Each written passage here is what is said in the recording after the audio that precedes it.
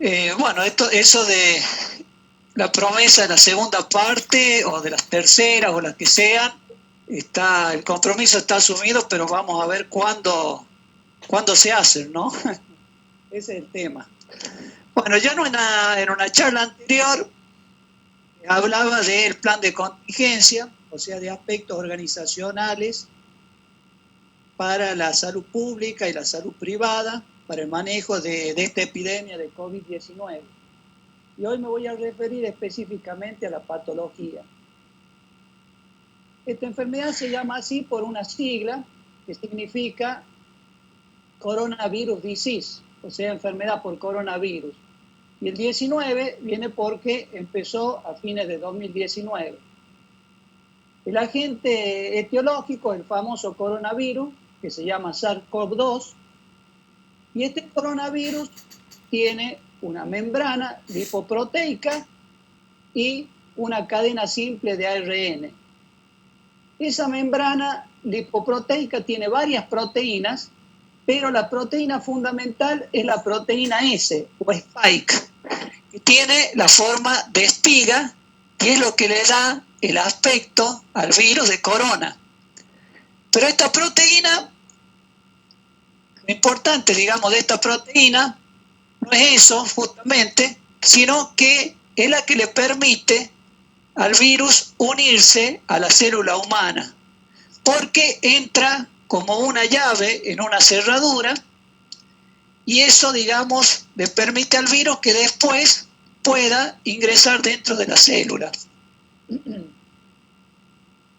Una vez que el virus ha ingresado, puede liberar su ARN. Y este ARN tiene algunos mecanismos de camuflaje, como por ejemplo esta proteína N, que hace que la célula no lo reconozca como un elemento extraño. Entonces, tranquilamente puede utilizar la maquinaria de la célula para hacer muchas copias de ARN y muchas copias de proteínas. Después estos elementos se ensamblan, forman nuevos virus y cada virus es capaz de producir entre 10.000 y 100.000 réplicas de sí mismo. Estos virus después salen de la célula rompiéndola o lesionándola y se van a infectar a otras células.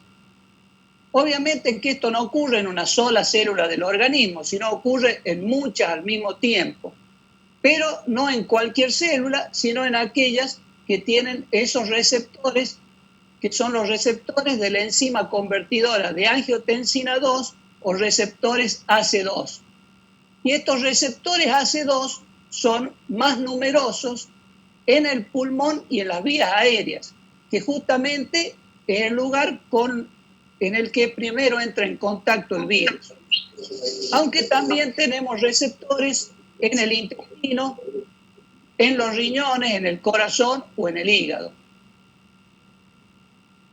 Este proceso a través del cual el virus se une a la célula, entra, la utiliza para replicarse y después la abandona y se va a infectar a otras células, se llama replicación viral. Es la fase de replicación viral. Y es más intensa en los primeros días de la infección. Y eso ocurre porque en esos primeros días las defensas del huésped todavía no están lo suficientemente activas.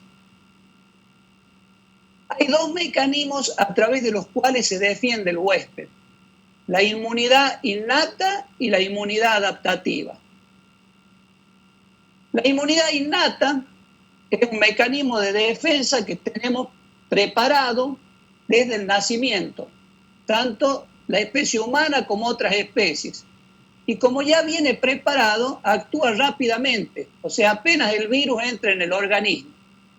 Pero el problema es que no está dirigida específicamente esta inmunidad contra el virus, sino contra moléculas que comparten muchos virus y muchas bacterias. En este caso, está dirigida contra la molécula de ARN. Entonces, al ser inespecífica, al no estar hecha medida de ese virus, tiene una efectividad limitada. y actúa a través de lo que se llaman interferones, linfocitos NK y macrófagos.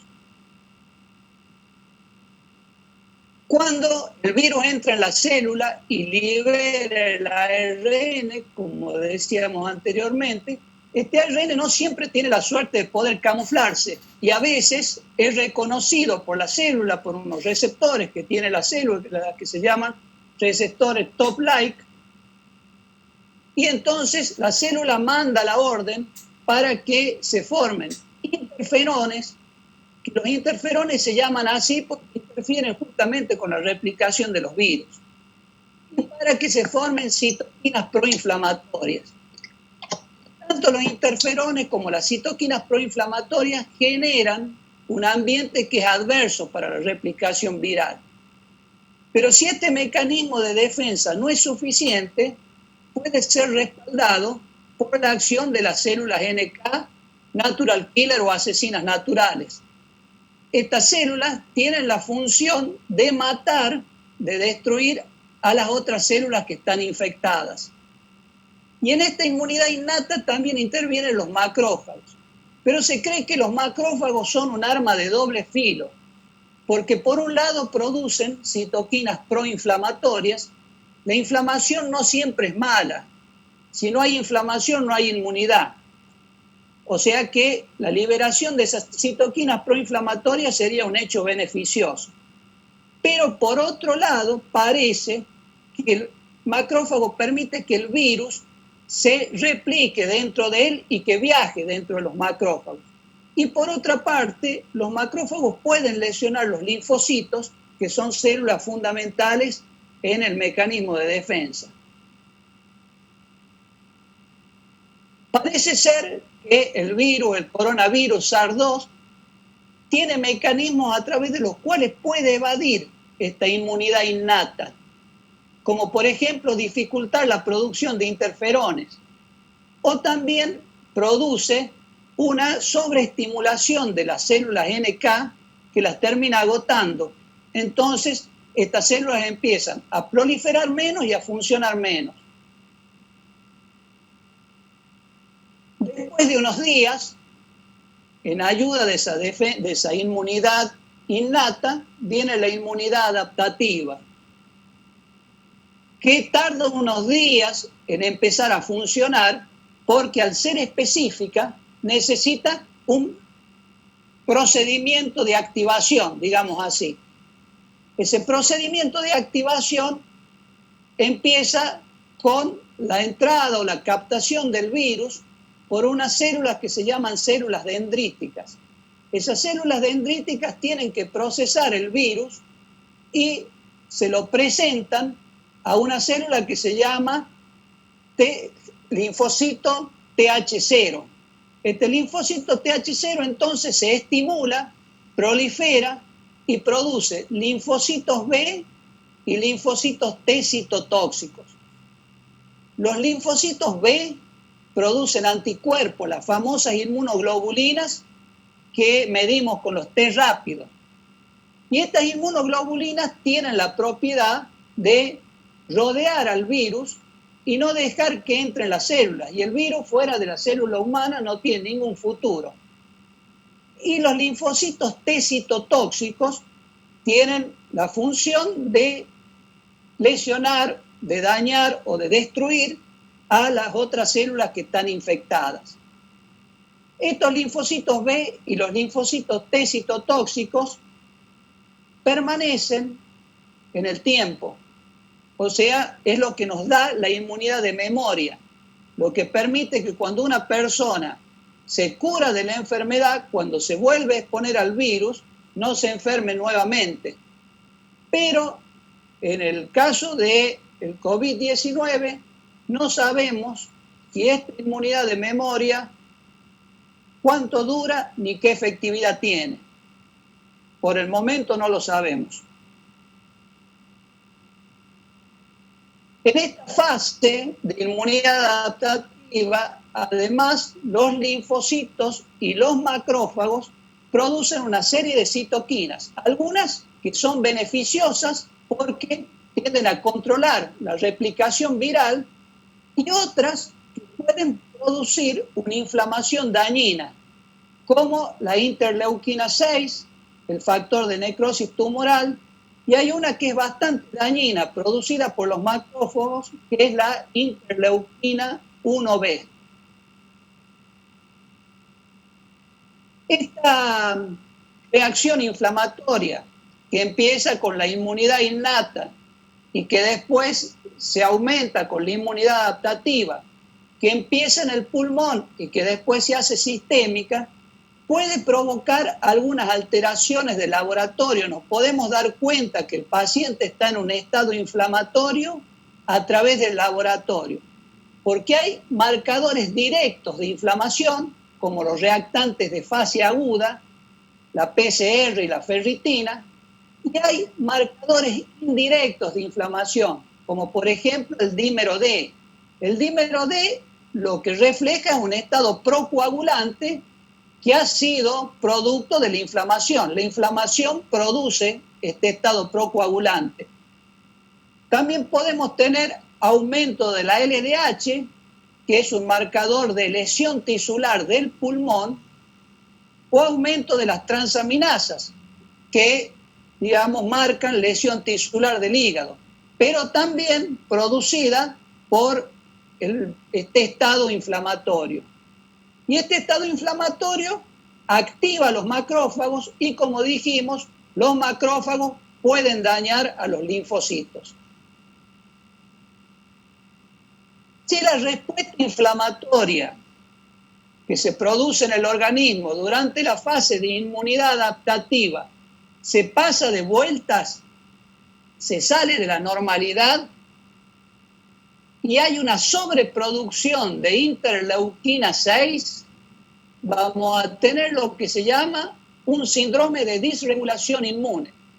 En este síndrome de disregulación inmune vamos a ver que aumentan los reactantes de fase aguda, vamos a ver que aumenta el dímero D, aumentan marcadores de daño tisular, bajan los linfocitos y seguramente todo eso va a derivar en un fenómeno de distrés respiratorio a nivel pulmonar.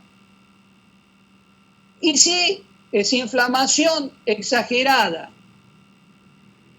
se produce a expensas de la interleuquina 1B, la elevación de estos reactantes de fase aguda va a ser mucho mayor. La ferritina suele pasar los 4.400 nanogramos por mililitro. Se produce, ¿no es cierto?, elevación del dímero D, de los marcadores de lesión tisular. Pueden aumentar los triglicéridos y esto es lo que se llama un síndrome de activación macrofágica, que por lo general produce fiebre permanente, persistente y por supuesto daño pulmonar que lleva al distrés. Perdón. Estas son diferencias en el laboratorio entre pacientes que han sobrevivido y no han sobrevivido al COVID-19. Y vemos como siempre el dímero D y la ferritina, ¿no es cierto?, están más altos en los que se han muerto que en los que han sobrevivido. Y que aparte tienen una tendencia creciente hasta el deceso. En cambio, con los linfocitos pasa al revés. Cuanto más bajos los linfocitos, más posibilidades de mortalidad. Estos serían puntos de corte a través de los cuales podemos presagiar que nuestros pacientes pueden tener mal pronóstico y hay que vigilarlos más de cerca o hay que pasarlos a una unidad donde el cuidado sea más intensivo. Pero el tema de la inflamación no termina ahí. Como dijimos, el aumento del dímero D o la alteración de estos parámetros nos están indicando que hay un estado protrombótico. Estado protrombótico que es producido por la inflamación sistémica y que es favorecido por lesión directa del virus sobre las células endoteliales vasculares. Eso hace que las autopsias de pacientes que se han muerto por COVID encontremos en los pulmones estos trombos. Y este tema, o encontremos estas trombosis periféricas. Y este tema ya ha sido abordado en muchos artículos, yo acá les muestro algunos nomás, como para graficarles que este es un tema clave. Y algunos ya han empezado a postular que el factor más importante de mortalidad en estos pacientes, los fenómenos protrombóticos, la formación, ¿no es cierto?, de esos trombos a diferentes niveles. Entonces, en este cuadro, que todos ustedes seguramente ya conocen, lo han visto en todas las charlas, podemos resumir todo lo que venimos hablando hasta acá. En esta primera parte, en el estadio 1, que más o menos son los primeros 7 días, predomina la replicación viral. ¿Por qué? Porque actúa la inmunidad innata, que si bien es rápida, no es específica y por lo tanto no es tan efectiva. Esta inmunidad actúa por los interferones, las células NK y los macrófagos. Estos pacientes, como tienen algo de inflamación, pueden elevar un poco el PCR, el dímero D, pueden estar un poco más bajos los linfocitos. Después, entre los 7 días, los 10, 12 días, empieza a funcionar la inmunidad adaptativa. Inmunidad adaptativa que es más específica o que es específica, que va dirigida a medida del virus y por lo tanto controla bastante la replicación viral. Y actúa a través de los anticuerpos, los linfocitos T citotóxicos y los macrófagos. En esta etapa, que se divide en 2A y 2B, pero bueno, eso no, para mí no tiene mucha importancia, suele aparecer el compromiso pulmonar, suele aparecer la neumonía. Neumonía que puede ser no grave o grave, de acuerdo a que el paciente tenga o no tenga hipoxia. Hay que tener mucho cuidado en estos pacientes con la hipoxia porque muchas veces no da síntomas. O sea, el paciente puede estar muy hipóxico y no tener disnea ni tener demasiado aumento del trabajo respiratorio. Por supuesto que acá los fenómenos inflamatorios van a aumentar y aumentan un poco, ¿no es cierto?, los reactantes de fase aguda. Y después, si las citoquinas proinflamatorias que se producen durante la inmunidad adaptativa se pasan de vuelta y producen un síndrome de disfunción inmune o un síndrome de activación macrofágica, seguramente vamos a tener un cuadro de distrés respiratorio, de sepsis o de shock.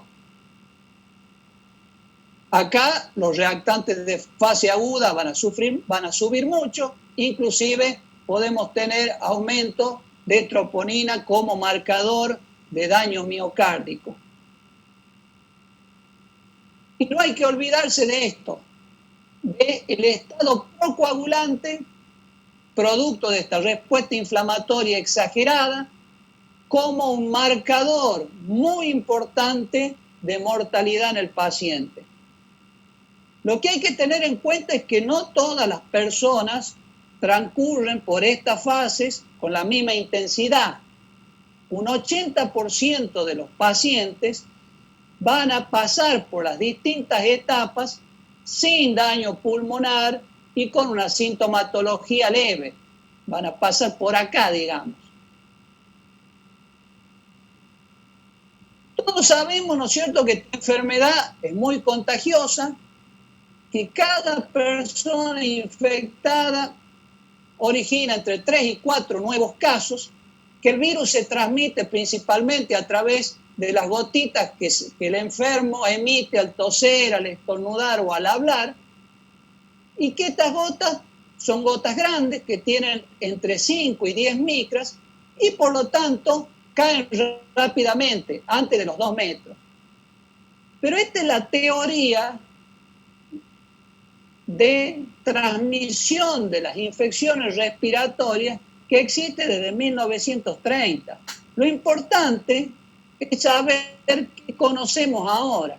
Y, por ejemplo, el Instituto Nacional de Alergia y Enfermedades Infecciosas de Estados Unidos comprobó a través de un estudio experimental con nebulizadores que el virus puede viajar a través de gotitas aerosolizadas. Las gotitas aerosolizadas son más chicas, son más livianas y pueden permanecer suspendidas en el aire durante varias horas. Y también advirtieron que la transmisión por aerosoles podría darse en el ámbito hospitalario durante algunos procedimientos. Procedimientos como intubar al paciente, ventilarlo, aspirarlo, etc. Pero más importante todavía son estos trabajos que mostraron que al respirar o al hablar se producen partículas mucho más numerosas y mucho más pequeñas que las que se habían visto en estudios anteriores que se habían hecho con luz láser. Que estas partículas se conocen como partículas aerosolizadas, que son muy pequeñas como para caer rápidamente por la gravedad y que por lo tanto pueden durar unas 3 horas suspendidas en el aire. Con el agravante de que al ser partículas muy chiquitas, al ingresar, al ser aspiradas, no se quedan en las vías aéreas, sino que van directamente al pulmón. Y aparte, este trabajo mostró que en ciertas condiciones, estas gotitas pueden viajar entre 7 y 8 metros. Así que el tema del distanciamiento social de 1,5 metros está perfecto cuando las dos personas están paradas. Pero si vamos detrás de alguien que va caminando, por ejemplo, es conveniente que mantengamos por lo menos 4 metros o 5 metros de distancia. Si vamos detrás de alguien que va corriendo, por lo menos 10 metros. Lo mismo si va andando en bicicleta. Y si va haciendo una actividad física todavía un poco más intensa, por lo menos hay que separarse unos 20 metros. En estos trabajos se vio también que el virus puede persistir vivo sobre ciertas, no digamos vivo, viable, sobre determinadas superficies distintos periodos de tiempo. Por ejemplo, en el plástico, 72 horas, 3 días, en el acero 2 días, en el cartón 1 y en el cobre 4 horas. Todos sabemos que hay un periodo entre que la persona se expone a una fuente de infección, o sea, un enfermo, y le aparecen los síntomas, que es el famoso periodo de incubación. Este periodo de incubación va de 2 a 14 días. El promedio es de 5 días. Pero se ha visto que en algunos casos puede ser un poco más largo. O sea que las cuarentenas de 14 días no son una garantía absoluta. Sí sirven para la gran mayoría de los casos, pero los síntomas pueden aparecer después de este periodo de tiempo. Pero el problema fundamental es que hacia el final del periodo de incubación hay un espacio de 2 a 5 días en los que la persona ya empieza a contagiar, ya sea que haga un cuadro asintomático, haga un cuadro leve, severo o crítico. Hacia el final del periodo de incubación, previo a la aparición de los síntomas, esa persona ya puede contagiar. Y si tiene una enfermedad asintomática, se va a pasar 10 o 12 días contagiando sin darse cuenta. Por eso, cuando se hicieron las medidas de prevención iniciales, el aislamiento, que el paciente sintomático se le coloque el barbijo quirúrgico, que el personal de salud utilice, ¿no es cierto?, las medidas de bioseguridad, A mí personalmente me pareció que estábamos descuidando una parte fundamental, que es la transmisión del virus por aquellos asintomáticos. Entonces, esta transmisión por parte de pacientes asintomáticos ya había sido demostrada en varios trabajos. Por eso, mucho antes que en otras provincias, propuse el uso masivo del barbijo artesanal en la comunidad general y del barbijo, por supuesto, no artesanal, el barbijo quirúrgico en el personal de salud, aunque no atendiera casos sospechosos. Esto fue tomado en ese momento como una idea un poco descabellada y no se le dio curso hasta que no se empezó a utilizar en otras provincias. También soy fanático de los protectores faciales, todo el mundo o muchos de ustedes lo saben, que embromo mucho con eso, pero bueno, todavía no me llevan el apunte. Entonces, una persona puede contagiar hacia el final de su periodo de incubación, puede contagiar sin darse cuenta durante toda la enfermedad, si es un paciente que la transita asintomático, y por supuesto hay capacidad de contagio en los sintomáticos. Una vez que transcurrió el periodo de incubación, empiezan las manifestaciones clínicas.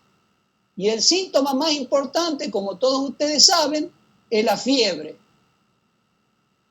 La frecuencia de presentación de la fiebre varía según las distintas series y va más o menos entre el 90 y el 50%, por ejemplo, en esta serie china o en esta otra serie de Estados Unidos. Tal vez las diferencias tengan que ver con el punto de corte para considerar fiebre, si es 37.5 o si es 38. Otro síntoma importante es la tos que suele ser seca y que en muchos casos es bastante intensa. También son frecuentes el dolor de garganta, la disnea y la famosa pérdida del olfato y el gusto.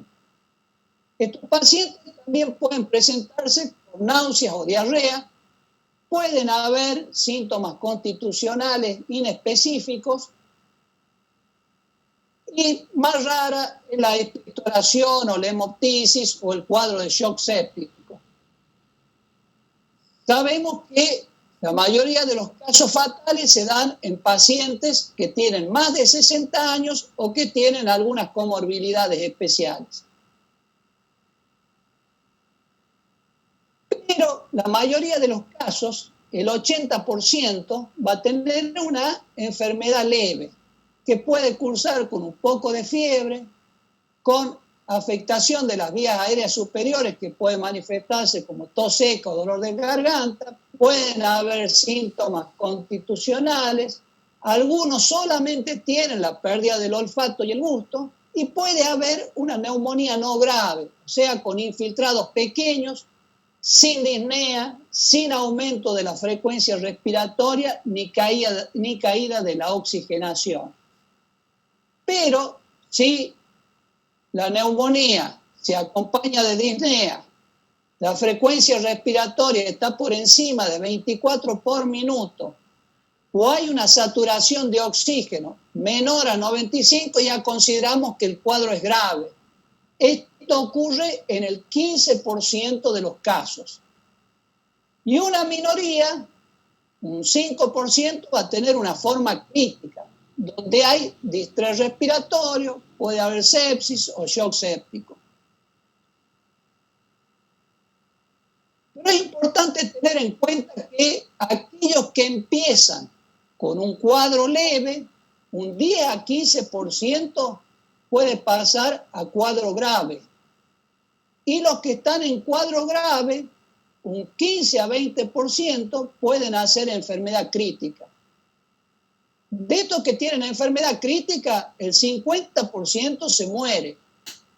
Y la letalidad general de la patología es de más o menos 4 o 5%.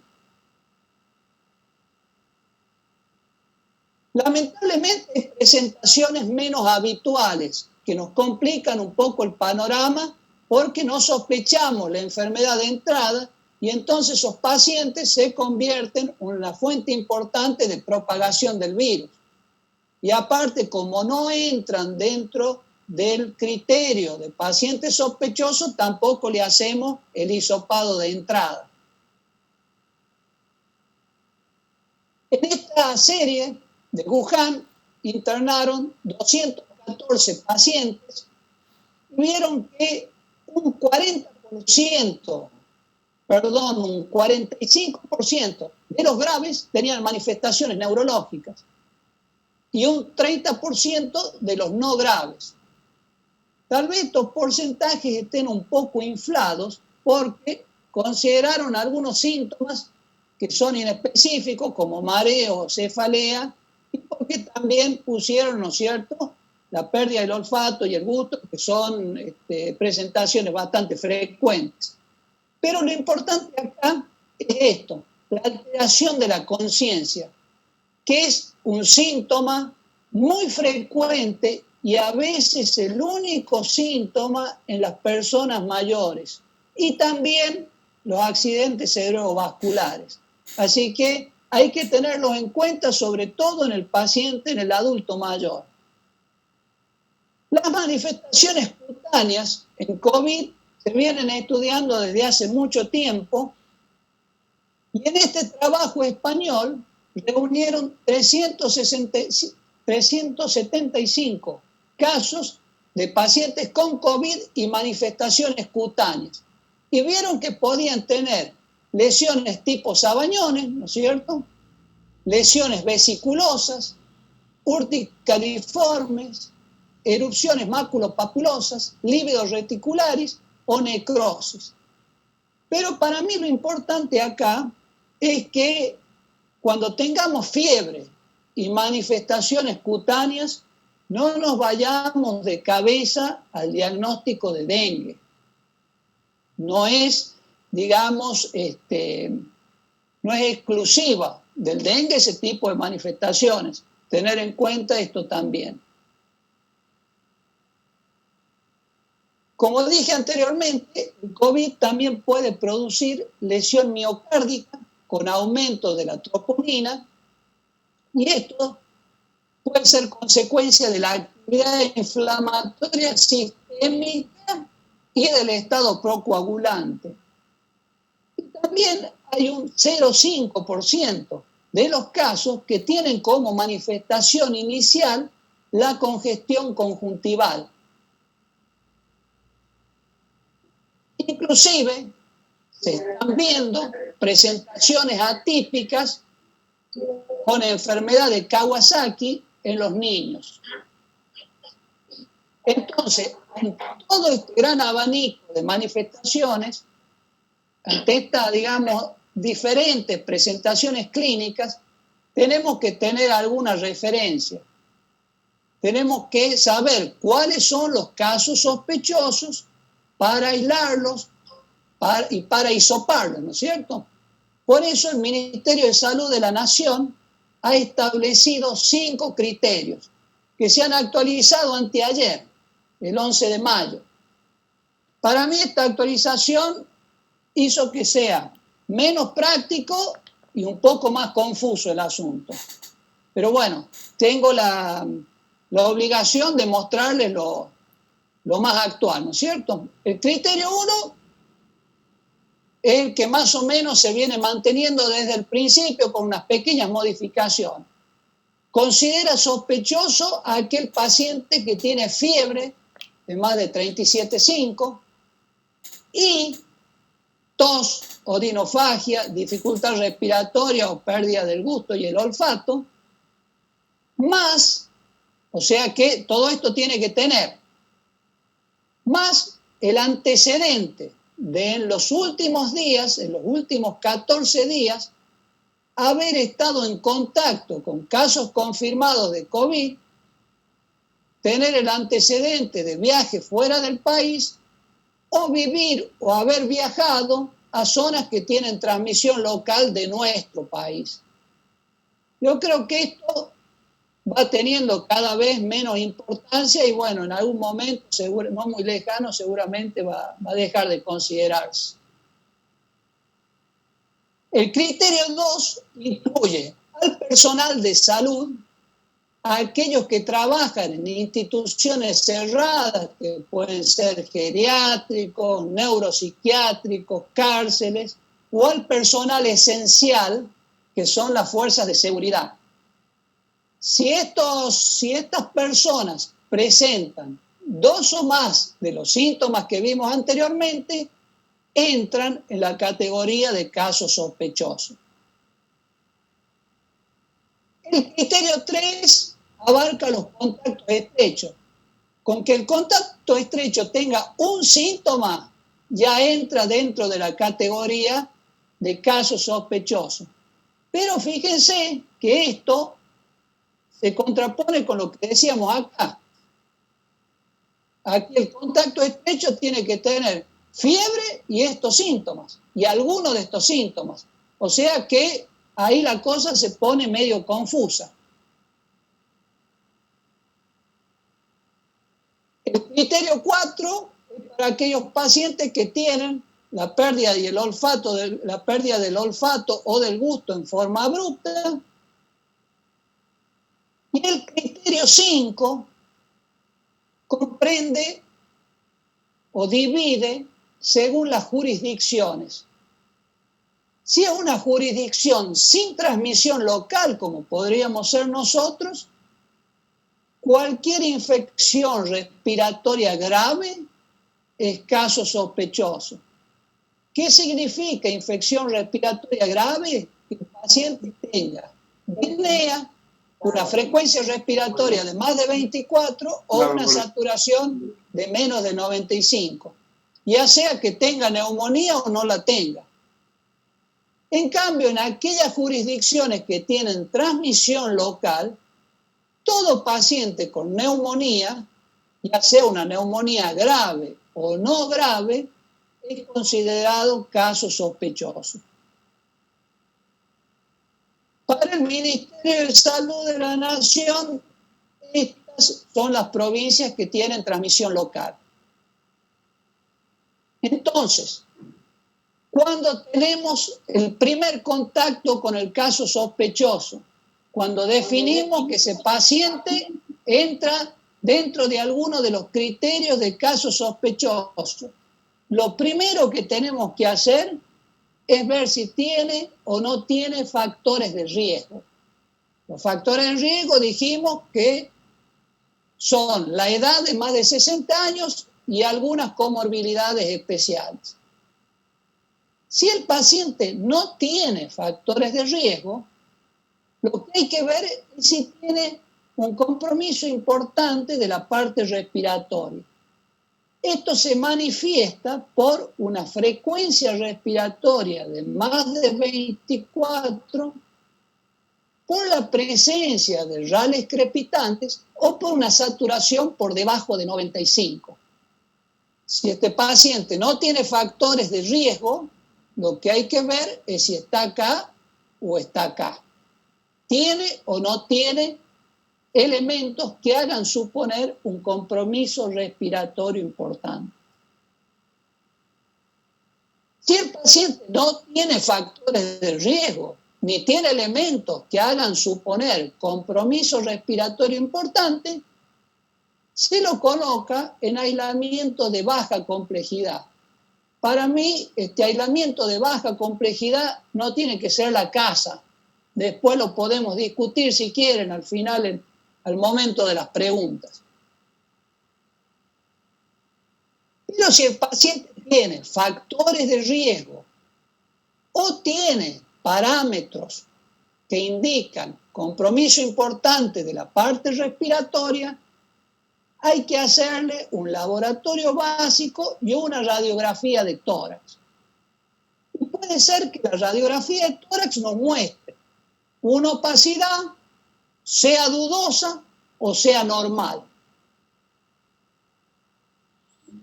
Si nos muestra una opacidad, recordemos, son pacientes con factores de riesgo o con signos de compromiso respiratorio importante. Si estos pacientes tienen una opacidad en la radiografía de tórax, hay que internarlos y se decidirá el lugar de internación aplicando los criterios ATS-ITSA, que después lo pueden ver con más tranquilidad en la grabación de la charla. Si reúne un criterio mayor o 3 criterios menores, el paciente se va a UTI. Si no los reúne, se lo interna en una sala COVID. Pero puede ser que el mismo paciente tenga una radiografía dudosa o normal y que no tengamos posibilidades de hacerle tomografía. Si no tenemos posibilidades de hacer tomografía, no podemos estar seguros si tiene o no tiene algún compromiso pulmonar, porque hay lesiones que le pasan desapercibidas a la radiografía de tórax. Entonces ese paciente también se tiene que internar. Recordemos siempre que son pacientes con factores de riesgo o con signos de compromiso respiratorio importante. Vamos a aplicar los criterios ATS-ITSA para ver si se interna en UTI o si se interna en sala COVID. Y si tenemos una radiografía dudosa o normal y tenemos para hacerle tomografía, si la tomografía nos da normal, ya estamos seguros que ese paciente no tiene alteración parenquimatosa pulmonar y se lo puede colocar en un aislamiento de baja complejidad. Hay que tener en cuenta que el aislamiento de baja complejidad no significa abandonar al paciente. O sea, a ese paciente hay que controlarlo periódicamente para ver si no le aparece algún signo importante que nos pueda indicar que la enfermedad se está complicando. Hay que medirle la oximetría, hay que preguntarle si le apareció o no le apareció disnea, eventualmente hay que auscultarlo, hay que medir la frecuencia respiratoria, etc. Si el paciente no tenía una radiografía normal, le hacemos la tomografía y vemos que hay una opacidad, sin ninguna duda se tiene que internar, será en UTI, será en sala COVID, de acuerdo a que reúna o no los criterios ATS-ITSA. Entonces, todo esto estaría resumido en este cuadro, que sería muy importante que lo tengan en la guardia o en el lugar donde se tome el primer contacto con el paciente sospechoso de COVID. Muy bien. En este caso sospechoso, hasta confirmar el diagnóstico, hay que colocarlo en una habitación aislada, tiene que ser habitación individual, tiene que tener ventilación natural o un sistema de climatización independiente y la puerta siempre tiene que estar cerrada.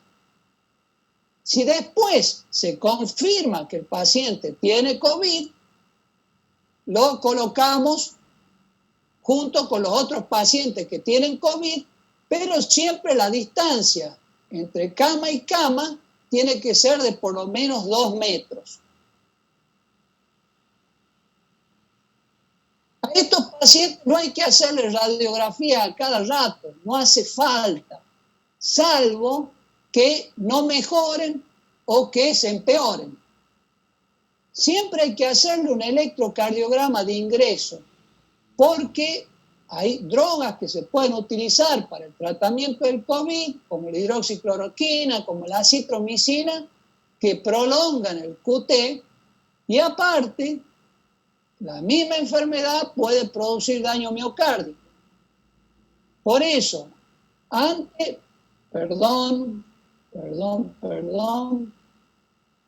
la presencia de signos o síntomas de miocardiopatía, a estos pacientes pacientes hay que realizarles ecocardiograma. Para la fiebre se recomienda el paracetamol. Es conveniente que estos pacientes lo mantengamos a través de la oxigenoterapia o a través del aporte, digamos, suplementario que sea en una saturación entre 92 y 96%. Si hay que administrarles broncodilatadores, siempre a través de aerosol y aerocámara. No utilizar nebulizaciones porque aerosolizan partículas al medio ambiente me refiero. Hay que hacer hiperconsultas con UTI si el paciente tiene un empeoramiento de la disnea, si siente opresión precordial o si deteriora el sensorio. También si le aumenta mucho la frecuencia cardíaca, si le aumenta la frecuencia respiratoria por encima de 24, o si la saturación le baja a menos de 93. Y además si presenta inestabilidad hemodinámica o cualquiera de estas alteraciones de laboratorio que ya vimos anteriormente. Por supuesto también si vemos que hay una progresión radiológica en las imágenes. Los pacientes se tienen que derivar necesariamente a terapia intensiva si tienen una frecuencia respiratoria de más de 30. Si tienen una disnea moderada o grave y vemos que hacen o tienen mucho esfuerzo para respirar. Si tienen una PAFI en menos de 200 o lo que sería un equivalente, si necesitamos administrar una FiO2 superior a 0,4 para conseguir una saturación de por lo menos 92. Si no tenemos gases, podemos utilizar la SAFI, que si está en menos de 3,15 hay que mandarlo a terapia, y por supuesto también tienen que ir a terapia los que tienen hipercamia con acidosis. Una vez que el paciente está internado y pasa por lo menos 3 días sin fiebre, no tiene dificultad respiratoria, satura más de 95, le podemos hacer 2 determinaciones de PCR separadas por 24 horas. Y si ambas determinaciones nos dan negativas, ese paciente puede ser dado de alta. Por supuesto, si el alta es antes de los 14 días, tendrá que cumplir el resto, lo que le queda, hasta completar los 14 días en su domicilio. Y siempre el alta tiene que darse, hay que tener en cuenta el criterio del médico tratante. Estos son parámetros, guías, pero siempre el criterio del médico tratante es fundamental. Y nada más, y quedo dispuesto a las preguntas que quieran hacer.